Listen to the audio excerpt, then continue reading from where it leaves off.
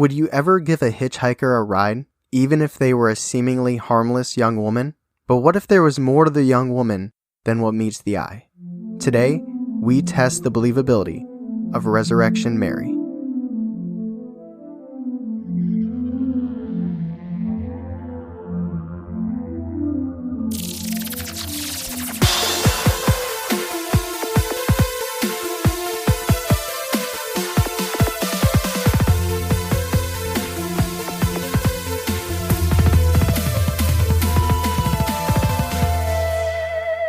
Welcome to Believing the Bizarre, Where we dive into the unknown and the unusual. and tell you whether or not we find it believable. That is right. It is back to normal, not live episodes. Yeah, but it was fun though, right? It was a lot of fun. So thank you to everybody who caught us streaming on both Facebook and Instagram. It was a good time. It was cold.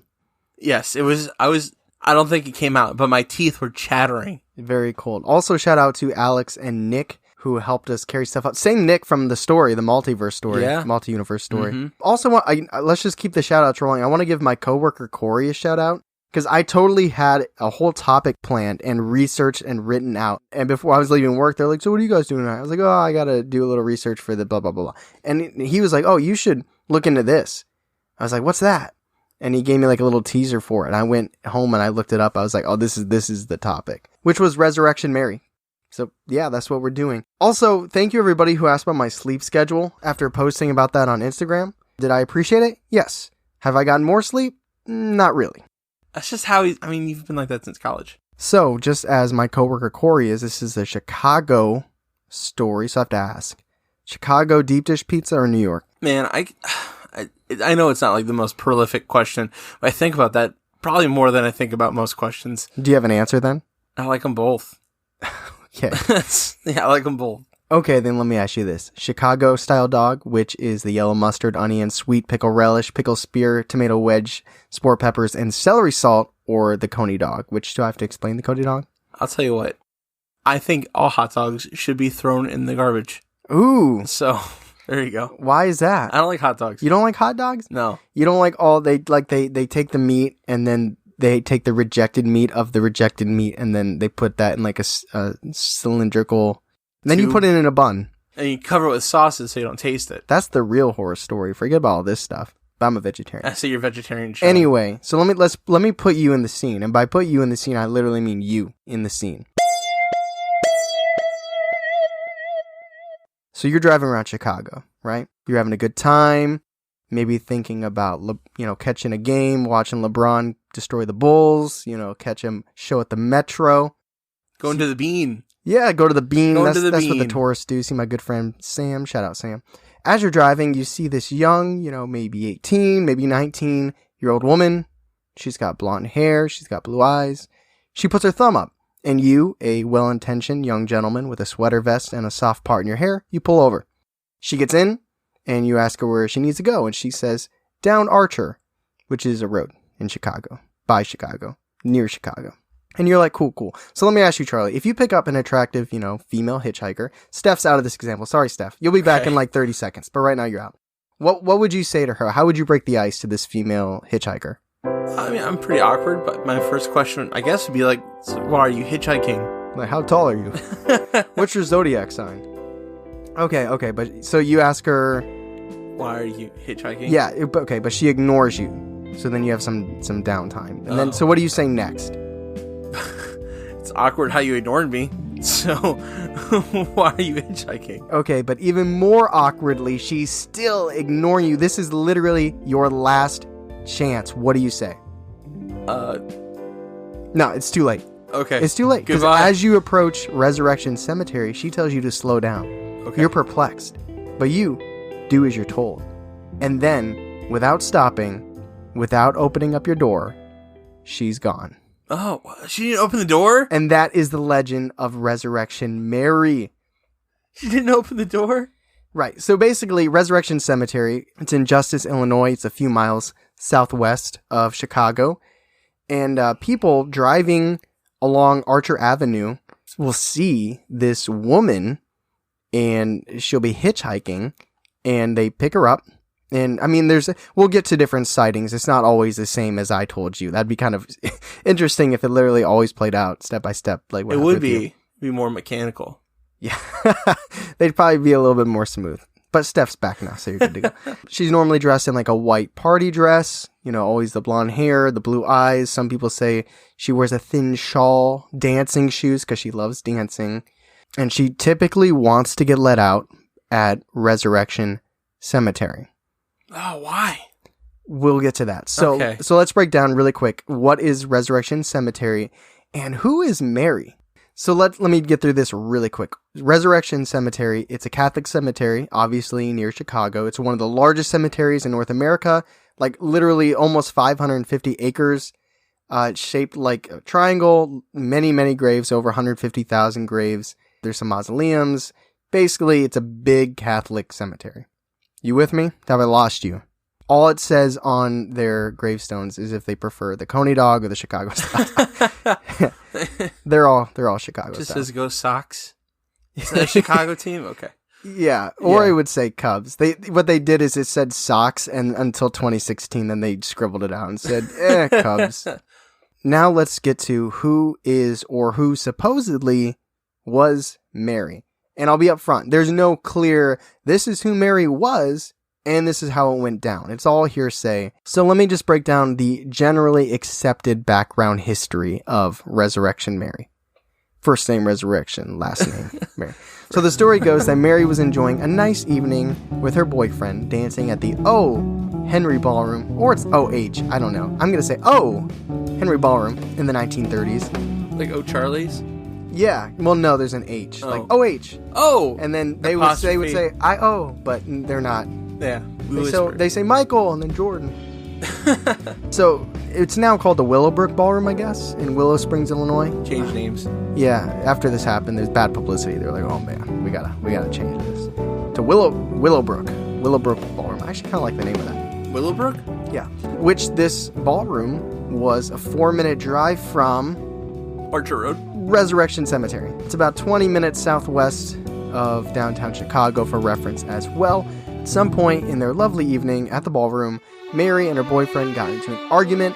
My guess is that her boyfriend asked her to do this hot new dance called the jitterbug, and she thought he was referencing that old person's cell phone, basically calling her old, crusty, and dusty, so she left in a hump. As she left, she began walking down Archer Avenue, but she didn't get far at all before she was hit and killed by a drunk driver. I don't know. Why is that funny to you? It wasn't, and I was going to call myself out. It's just kind of like... LOL. We actually don't know if they were drunk. We don't know anything because the driver was never found. It's probably Al Capone, right? It was on Valentine's Day. No, it wasn't. Valentine's Day Massacre, right? That's right. One may argue that if she stayed and learned the jitterbug, that maybe she would be able to dodge the car and leave unscathed. It's a dumb dance anyway. Okay, right. Anyway, so she died. Her parents had her buried in... Resurrection Cemetery? Yes. And she was wearing a beautiful white dancing dress. I am 1 for 2 right now. Not bad. Now, every time I pause, it's probably going to mean Resurrection Cemetery. Okay. But she was wearing a white dancing dress, whatever that means, along with dancing shoes. So that is the legend of how Mary became Resurrection Mary. Legend of the Rent was way past due. Yeah. All right, let's get into the sightings now. Okay, so I have 6 sighting stories for you. Wow, really? They're quickish. You know, this isn't going to be a 2-hour podcast. You know what they say, quantity over quality, right? Yep, that's kind of what they say. Sighting number 1. So this is going to be chronological, by the way. Not that matters at all. It's not like there's no through line. It's I'm glad you gave me like at least some kind of order. Yeah. Yeah, because you know how I am with order. You'd be like, so something creepy happened in 76. So anyways, in 1930s, these were talking about a time in the 20s, but their grandson in 2020 said, is this true? And so anyway, back to the 80s. Some people like my storytelling style. Oh, some not the people do. that hit us up on Instagram. We're just roasting It's Charlie. me. I'm some people. I like my stories a lot. So the first story comes to us in the late 1930s from Jerry Palas. He's a Chicago South Sider. He's a Southie, like not Whitey Resurrection Bulger. Cemetery. I don't know if Whitey was. Yeah, he was. I thought you were going to say Jughead Jones. Oh, no. Well, But I think Whitey Bulger was a... Yeah, but that's out of Boston, right? It's not Chicago. I don't know. We can look it up later. Yeah. So Jerry had seen this woman on more than one occasion. He even danced with her at the Liberty Grove and Hall and reportedly kissed her. However, he noticed that she was always icy cold to the touch. But that's just how women be. Like, let's for real. I know, right? They're always colder. He said her beauty and her charm made up for her icy touch. And as it got late, he decided it was time to leave. So being the good gentleman he was, he offered her a ride home. She agreed, but instead of giving him a real strict address, she just said, drive down Archer. As they began to approach the main gates of Resurrection Cemetery on Archer, she asked Jerry to pull off the side of the road. She told him that she had to cross the road and that Jerry could not follow. So naturally, Jerry's a little confused. Yeah, he's like, where do you have to go? Yeah, do you know where we are? But she did know where they were because before he could ask for any clarification, she darted off across the street toward the cemetery and completely disappeared before she even hit the gates. Yeah, because, where else would she go? The cemetery. Yeah, exactly. So I'll mention a few pop culture media forms that this story comes in later, but this specific encounter with Jerry was recreated on the series Unsolved Mysteries, which is an interesting series. Yeah, I like that series. Is that paranormal? No, not typically. The second sighting took place, well, this is the second that I'm talking about. There's more than these 6. You can look them up. Okay. I'm just giving you a little sampling, a little hors d'oeuvre thing here. So second sighting, 40 years later in 1973, which comes to us from Bob Main. It's a good name. It is a good Bobby. Bobby was a night manager at Harlow's, which I assume is a dance club. I don't know, something like that. In Cicero Avenue in Burbank. Cicero. Pop. Isn't that a philosopher? Cicero? Yeah. I know it from Chicago. From the street? The Cell Block Tango? I literally don't know what you're talking about. A musical? Oh, neat. So Bobby saw a strange woman, as he puts it, Friday night, and then he saw her again a couple weeks later on a Saturday night. And he reports, and I quote, she was about 24 to 30 years old, 5'8" or 9", slender with yellow blonde hair to her shoulders, and she wore these big spoolie curls coming down from a high forehead. She was really pale, like she powdered her face and her body. Like a ghost. She had on this old dress that was yellow, like a wedding dress left in the sun. I'm still quoting him, by the way. She sat right next to the dance floor, and she wouldn't talk to anyone. She was all dancing by herself. People were saying, who is this bizarre chick? Did they say chick in the 70s? Yeah, sure. Okay. So, unquote. So when Bobby and others tried to talk to her, the woman would only shake her head, and as he said, it was almost like she was looking through you. That kind of like distant, far away gaze. I don't know when this song came out, but you said she's dancing by herself. I just couldn't help 70s. Dancing with myself, and I'm dancing with my... You know what I'm talking about? I don't. Oh. But the strangest thing, even though that Bob and everybody carded everybody that went in there, and Bob worked the door, nobody ever saw her come in, and nobody ever saw her leave. That's sighting 2. Oh, all right. Well, at least she had fun. Yeah, dancing to herself. Dancing queen. Sighting 3. This sighting takes place in 1979 by a Chicago area cab driver, Ralph. This whole thing is quotes. Quotes from Ralphie. Okay. Ralphie says, it was Thursday night. Would have been about 2 weeks ago, and I was lost, basically. I dropped this big spender way the hell down in Palos Heights or Hills or someplace like that, and was trying to make my way back to the tollway. I just turned onto Archer, down there where it's still a lonely road, especially at midnight, and there she was. She was standing there with no coat on by the entrance to this little shopping center. No coat! And it was one of those real cold ones, too. She didn't put her thumb up or anything like that. She just looked in my cab, so of course I stopped. I figured maybe she had car trouble or something like that. She hopped right in the front seat. She had on this fancy kind of white dress, like she'd just been to a wedding or something, and those new kinds of disco type shoes with the straps and all that. She was a looker, a blonde. I didn't have any ideas or anything like that. I mean, she was young enough to be my daughter, 21 tops. I asked her where she was going, and she said she had to get home. I asked her what was wrong, if she had any car trouble or what, but she didn't really answer me. She was fuzzy. Maybe she had a couple drinks or something, or was just tired. I don't know. Oh, the only thing she did say really was, the snow came early this year. or the snows came early this year, or something like that. Other than that, she just nodded, and we just kept going down Archer. She was looking out the window at the snow and the trees and that. Her mind was a million miles away. Maybe she smoked something, who knows. A couple miles going up Archer there, she jumped and said, Here! And I hit the brakes. I looked around, and I didn't see any kind of house. Where? I said. And then she sticks out her arm and points across the road to my left. There! And that's when it happened. I looked to my left, and when I looked back, she was gone. Vanished. And the door never opened. May the good Lord strike me dead. It never opened. Unquote. Okay, there's a couple things. I feel like he was just trying to explain away why he had some extra miles on his taxi thing. He's like, I'm trying to get paid, man. It's Christmas time. And also, I thought you said no clothes on. I was like, she's naked? She's very white, very naked. Well, Ralph, apparently, I was going to joke, maybe take a journalistic jab at them and say, just because he's a cab driver, they didn't want to get his last name. But he actually refused to give his last name, his address or his phone number to the story, because he didn't want people to think he was a lunatic. That's fair. I think that's fair. Ralph made a good choice. You wouldn't own it? You wouldn't own that and say, this is what I saw, this is what I believe. It almost is a little bit more suspicious to me. I can see his point. Unless he's afraid of it hurting business. I would own it, but I'm also crazy, so... Sighting 4, which occurred in 1978, is told by Sean and Jerry Lape. It's a young couple. Now, I don't think they were gay, because there were pronouns in here, like a he and a her, that I took out. Sean can be a girl's name. And that was going to be my question to you. I'm like, which one do you think is the girl? Sean can be a girl's name. How would you spell the female name? I think SHAWN, but I'm not positive. Hey, well, that's what it is, so good. That's cleared up. That's the biggest mystery of the whole thing. Anyway, this is a short one. They were driving down Archer when all of a sudden a girl running across the road in front of them is heading towards... Not Archer, Resurrection Cemetery. Yes. I got it. And Sean yelled, "Watch out for that woman!" And they later recalled how they hit the brakes as hard as they could. Both of them.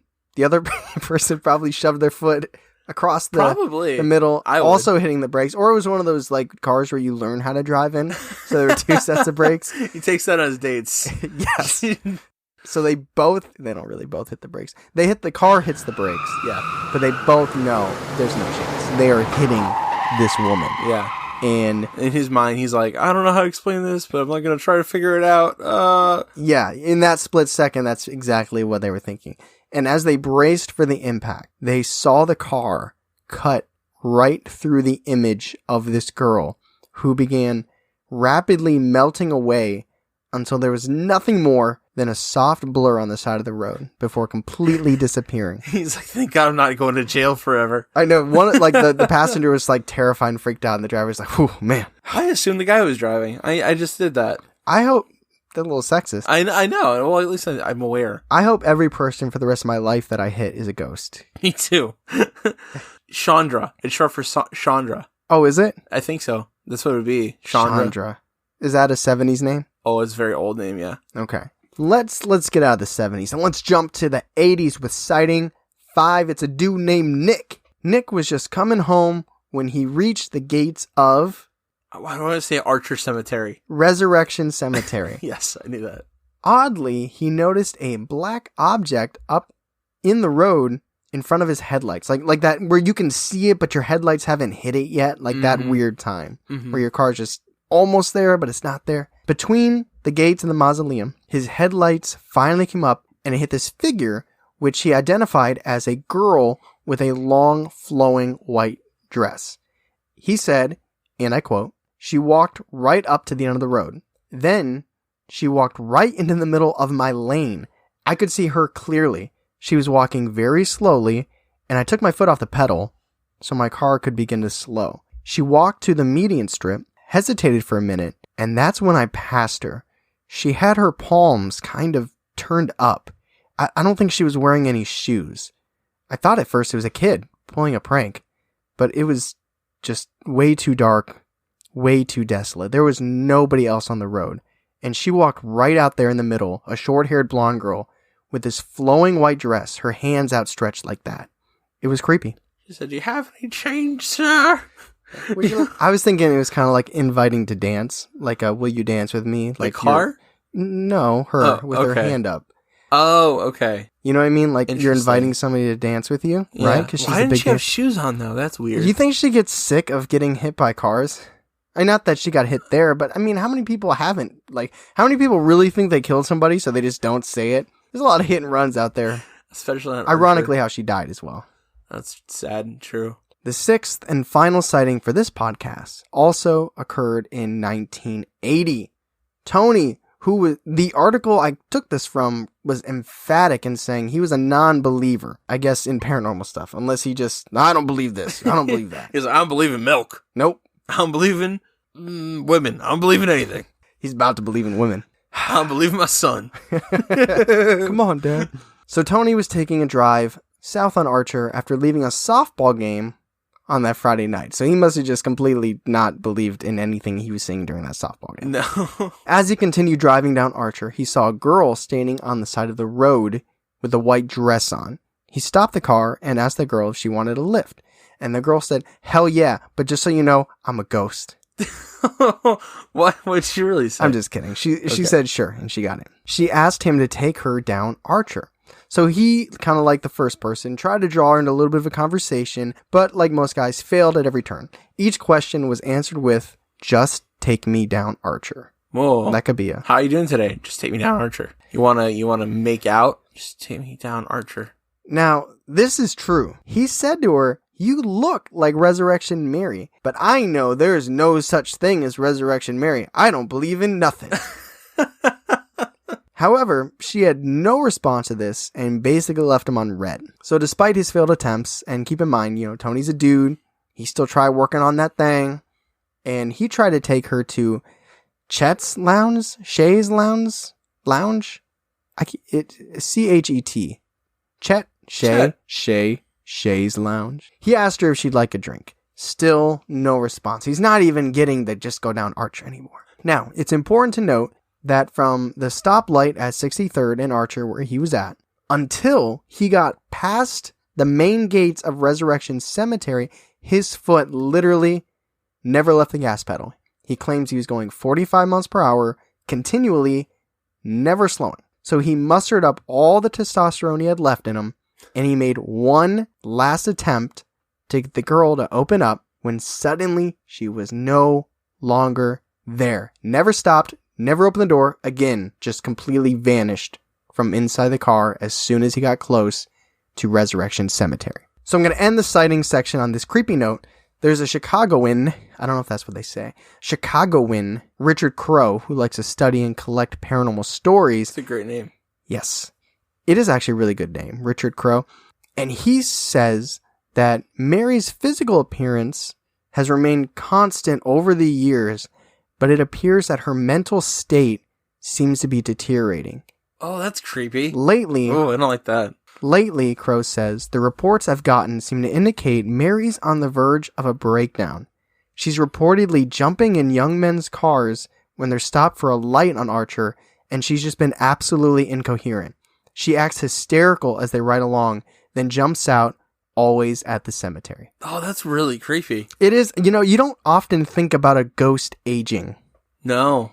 Kind of a creepy thing. Can I tell you really quick? Yes. I stumbled upon this guy on TikTok who was talking about ghosts and kind of how they disintegrate eventually and become these like others. And I was like, oh, it's a good movie, by the way. It's a creepy thought. And I wonder if that's happened to Mary. How did he define the others? It was they don't become, they disintegrate from humanity. To what? Like these like monstrous things. Oh. It makes I've been watching the Bly Manor thing. Yeah. So there's some connections I'm thinking to that, which are interesting. But what's do you know the TikToker's name? Oh no, it was just in passing one night. I said next. Swipe. It was late. I was like, no, not doing that. Not today. So just a couple research findings. Some researchers have attempted to link Resurrection Mary to one of the many thousands of burials in Resurrection Cemetery. Because remember, again, even though she has a background story, there's no clear cut Mary and this is her last name. You know what I mean? Because there were some stories I wanted to include on the podcast, but they ended with like, they got a last name and they went to the person's house and the lady that answered the door was like, oh, she hasn't lived here in so many years because she died. And I'm like, If that was true, I think we'd have a last name. You only get the hard details on this podcast. That's right. So, I mean, I would say that who Mary is just as much of a urban legend as the stories and the sightings themselves. But particular people focus on thinking that this Mary Bergovie, who died in 1934, might have been the Resurrection Mary. She died in an automobile accident. Chicago author Ursula Belsky in 1999 documented a possible connection to Anna Mary Norcus. It's like Marija. Has Mary ever said her name, I'm Mary? She just says, go down, Archer. So why did she get the name Mary?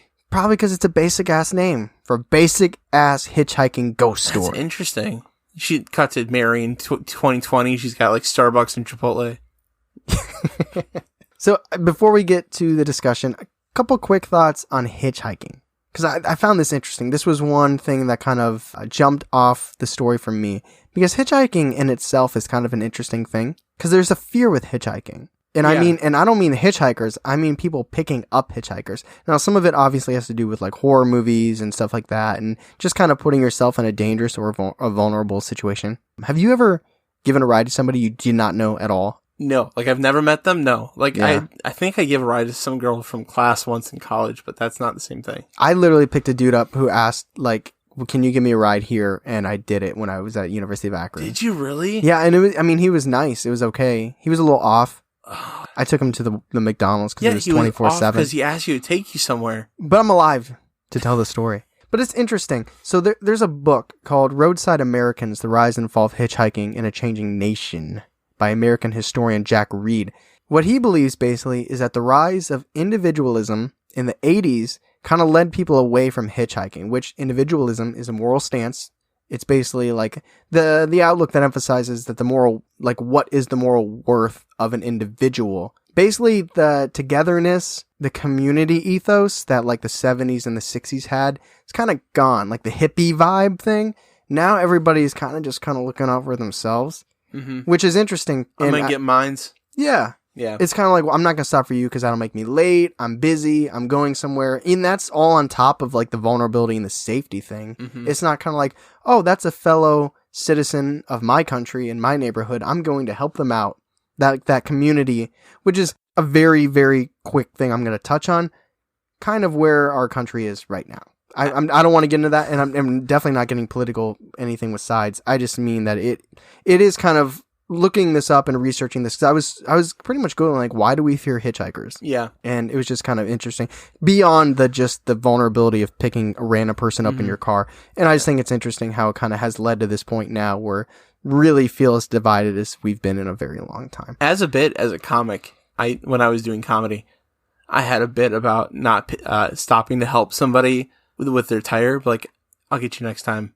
Yeah. Like if I ever see you again, I swear I'll stop next time. I'm late, but I'll get you. For the people that live in or near Ohio, absolutely a next time. I don't know why. And you've commented on this. It's like we're decorating our highways. It's like, oh, okay, after the next 3 miles, we'll put a tree. And then another next mile, we'll put a car broke down. And then don't another forget one. about the truck. And in a truck, but a truck broke down. This one's missing its fender. This one has 2 tickets from the police. Like literally, you can't drive more than 10 minutes on a highway in Ohio without seeing a car broken down on the side of the road. That is true. Last little bit before we get into the discussion. Fun fact, because everybody loves fun facts. There's 3 films titled Resurrection Mary. Really? 2002, 2005, and 2007, all of which make Mary look like a very sinister, spooky spirit, which did not get the vibe from at all. And again, there was that episode of Unsolved Mysteries. Actually, 2 episodes, technically. There was one in 1990 and one in 1994. Must have been the old Unsolved Mysteries. There's a newer one now on Netflix.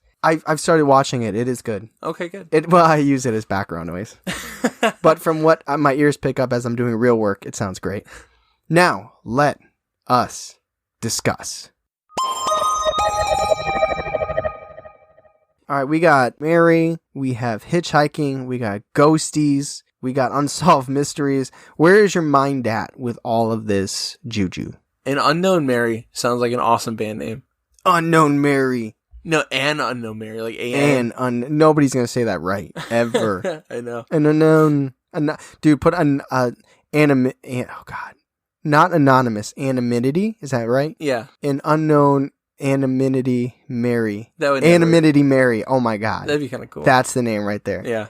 Just like big guitar riff opening up. I mean, the fact that no one can like pinpoint this is Mary, this is how she died, it's her ghost. It doesn't put a nail in the coffin for me. Maybe like one. Okay, let me frame it this way. I don't want to give too much of my stance away, but I'm gonna do that. Okay. I find the origin story of Mary harder to believe than the sightings of Mary. And I want this when you rate it on the believability scale, #believability scale. You're not rating the origin story. Consider that a separate entity. That was like an intro. Yeah. Because that's Mary, whoever her last name is. Like, this episode is Resurrection Mary, which kind of lives on beyond, literally beyond her. Well, I was going to say, it's kind of feels like an energy kind of thing. Remember how we talked about Slender Man and the Tulpa idea?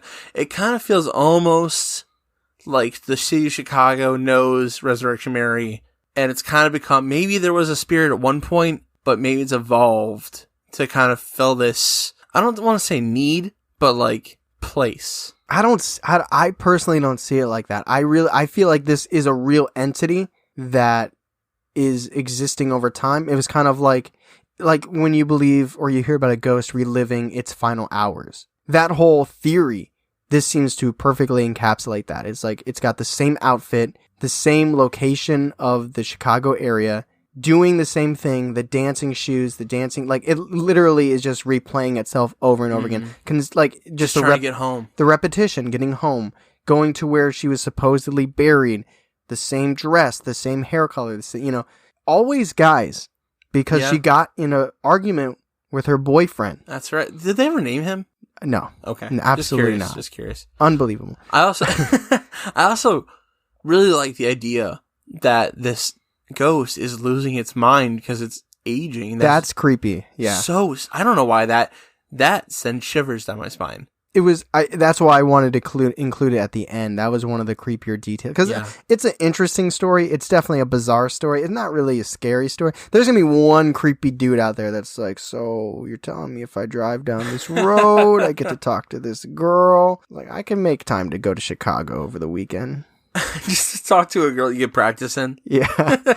Well, it'll prepare them for the real world when they really ignore you. That's right. And they disappear. They ghost you. Literally, Resurrection Mary should be the mascot of getting ghosted. When you get ghosted, you got resurrected. You got married. No, dude. That's like that's a different spelling. It's like instead of getting married, you got married. You got resurrection married. You didn't have a story where she got in the car and like rambled. No, this ends at the 80s. Okay. I didn't find, and so that's 40 years. Yeah. It literally went from like the 30s to the 70s. Mm-hmm. This was a very 70s, 80s centric. That idea of just a person getting in your car and rambling while you drive is frightening. Dude, being an introvert, I'd probably kill myself.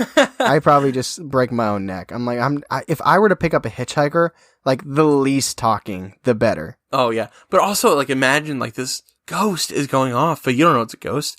And then you start to see, like, things like its eyes exaggerate. Maybe, like, its mouth is... Like, it starts deforming a little bit. And then... Or, like, that twitchiness, like The Grudge or The Ring. Yeah, and then you pass the cemetery and just... Yeah. Could you even sleep again ever? I don't think I could. No, that's when I would crash my car. Yeah. But, okay, so, I mean, that's a good point. I kind of told the stories with a little bit of a humorous touch, but in actuality, imagining picking somebody up, something feeling off, and then somebody leaving your car without opening the door, completely disappearing. I mean, it is creepy. It is very bizarre. And there's so many of these stories. Like, when I was doing my research, there was one of the paranormal collectors. I don't know, research. I'll just call them researchers. One of the researchers said that they easily found 30 plus credible stories. Credible being maybe, I don't know what their, criteria is for credible. They put words on paper. It sounded close enough. Stories? Not that I saw, but I can't say that there aren't any. That's interesting. You know who did this story too? No idea. Astonishing Legends. They did like a 3-part series on this. It was pretty good. Wow, they turned this into 3 parts? Yeah, they did. How? They did all 30 sightings, and then she disappeared. You guys won't believe what happened in the next sighting. So she got in the car. Don't let me lose you here. She disappeared. Now, in the next sighting... They break down, like, the history of, like, the bar and stuff. Yeah. They're good. They go into heavy amounts of detail. Gotcha. I don't got time for that. Now that all the sightings, all the urban legends, all the fake news histories out of the way, what do you rate Resurrection Mary on the believability scale? I've only ever been to Chicago one time, and I liked it, but I didn't go down Archer Street or Avenue or whatever it's called. I think it's Avenue, but would you have even known if you did, though? No, I guess I wouldn't have. But you probably didn't. It's like 20 minutes southwest of Chicago. Well, I'm just saying, I don't know what this place looks like. Maybe it's creepy. I don't know. I find it viable. I find it very viable because of how many sources there are, and it's interesting. Viable. I think there's so many and too many stories, and they all line up. And could they all be fake? Yes. Am I going believable? Yes. Too coincidental to be a coincidence. Yes, exactly. No, it's just, it minus, like I said, the origin story of Mary to me is the most unbelievable. I agree. Once you get to the actual sightings, I mean, they all line up. And I know places like to be cool. They like to have their urban legends and their creepy stories. You even have people not wanting to use their last name. Yeah. Because they don't want that publicity, but they want to tell their story. So, and I believe in ghosts, so it's already kind of biased. So I'm going to say believable. So we have a believable and a viable for Resurrection Mary.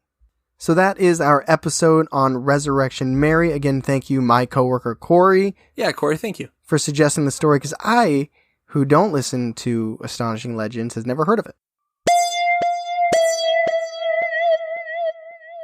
Like we said before, we've been seeing your reviews, and we saw that we got some more, and we read everything multiple times. Don't get that wrong. We go through it, and we get like, I like that detail. Yeah. Yes, that's true. I print them out, and I staple them to my forehead. Yeah. For at least 2 days. You make all your coworkers read them? Yes. Because I can't read them because I look in the mirror and it's backwards. And there's no better time than right now to say that Charlie cut his finger off today cutting garlic. Yeah. He's a vampire. He's on some Mercy Brown shit. I cut a little bit off. It's probably fine. Yes. Yes. Yeah, so thank you everybody leaving the reviews. We do, in actuality and in the real world, we do love reading them. We love seeing them. We like hearing what you guys think. If you don't want to leave us a review, hit us up in the DMs of the Instagram. Yeah, we read everything. Everything. That's why we don't sleep, because we keep reading everything thrice. Yeah, that's why I haven't been sleeping. Yeah. But again, thank you everybody for the engagement, for reaching out, for letting us know what you like, letting us know what you don't like. We have no problem blocking the people that tell us what they don't like, disappear. Just kidding. We can take the criticism. We've only blocked a couple of people, and that wasn't why. Yes, because they're spamming our stuff. Out of here with spam. Yeah, that's right. You'd probably cut your whole arm off trying to open up a can of spam.